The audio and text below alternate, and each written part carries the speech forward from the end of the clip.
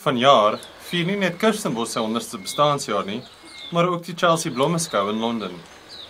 Dis toe dat die ontwerpers van Kirstenbosch se stalletjie in Londen, David Davidson en Ray Hudson besluit het om vir besoekers 'n sensoriese ervaring te gee van die Kirstenbosch tuine.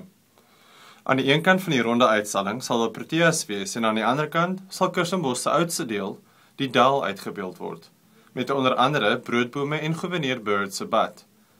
Kirstenbosch stal al die afgelope 38 jaar by die Blommeskou uit en is altyd 'n gewilde aantrekkingspunt vir besoekers. Ek dink dit is een van die hoof aantrekkings by die skou, want ons is al 38 jaar daar, so mense verwag dit elke jaar. En dit is baie anderste as die meeste ander uitstallings natuurlik, want baie van die ander, almal is, die een is mooier as die ander, daar's nie vergelyking nie. Maar die meeste vertoon natuurlik Europese plante, so daar's nie groot verskil tussen een uitstalling en 'n ander wat die plantinhoud betref. En dan kom ons daaraan met goed wat hulle skaars erken, hulle ken nie eens die name van nie.